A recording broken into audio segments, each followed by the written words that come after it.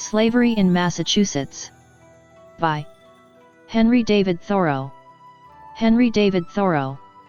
Henry David Thoreau, an American naturalist, essayist, poet, and philosopher, was born on July 12, 1817 in Concord, Massachusetts. Studied at Harvard College between 1833 and 1837. After graduation he joined the faculty of Concord Public School and later opened the Concord Academy, a grammar school in Concord. His first work, Aulus Persius Flaccus, an essay on the Roman poet and satirist, was published in the Dial in July 1840. He was a philosopher of nature and its relation to human condition. He is best known for his book Walden, a reflection upon simple living in natural surrounding. His best essay is Civil Disobedience, an argument for disobedience to an unjust state. Died on May 6, 1862. Slavery in Massachusetts. It is based on a speech delivered at Framingham, Massachusetts on July 4, 1854 during an anti-slavery celebration. It is against the Fugitive Slave Law passed by the United States Congress on September 1850. Expresses his deep disappointment with the citizens of Concord. Summary. In this essay Henry David Thoreau expresses his views against the Fugitive Slave Act that had been passed in 1850. He starts the speech by stating that he is wondered on seeing the proposal of the meeting, which is for Nebraska and not Massachusetts. Several citizens of Massachusetts are in prison for attempting to rescue the slaves from their own clutches. The condition of the inhabitants of Concord are also not fair, as they are not prepared to stand by themselves. He says the Compromise Compact of 1820 had been repudiated and therefore the Fugitive Slave Law must be repealed. Mr. Loring's decision made the law to bring back the slaves. He says that he had waited to listen the words from the governor.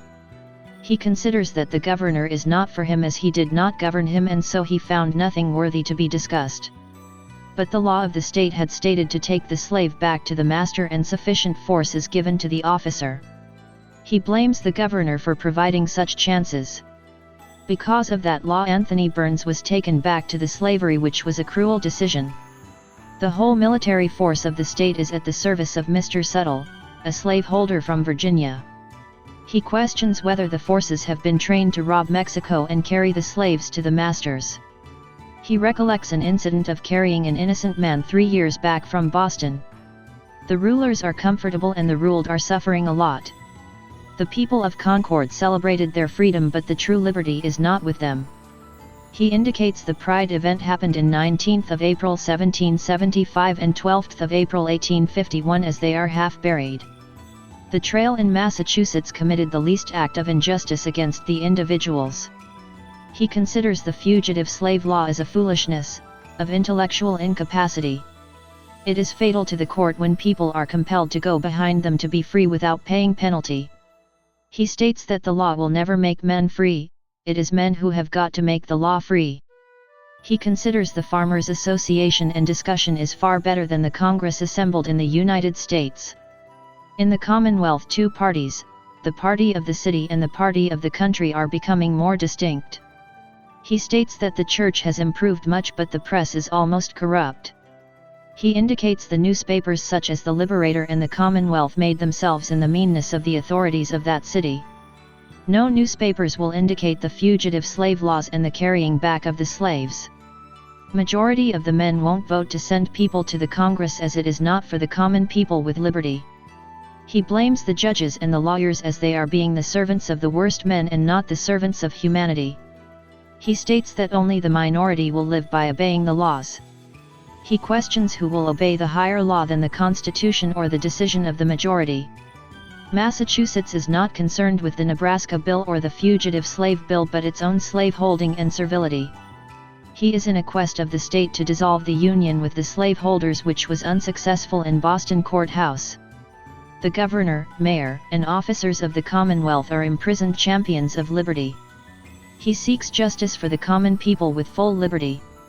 Since every man in Massachusetts is having the sentiment of patriotism, the government must make life more valuable. But for his disappointment, Anthony Burns, an innocent man, was sent back to slavery. He considers the state prevailed with injustice as a hell. He is surprised of the men who are not caring the happenings in the society, and he is not able to tolerate the evils prevailing in the society. The citizens are enjoying the inherited freedom, and once if it is blocked they have to fight for it. He was disturbed by the rulers and the ruled who are without principles. He saw a newly bloomed water lily and plucked it with a confirmation of hope for freedom with integrity. The fragrance springs the purity and courage which are immortal. The slavery is of decaying, death and offensive to the nostrils. He urges to bury the slavery and enjoy a life of liberty.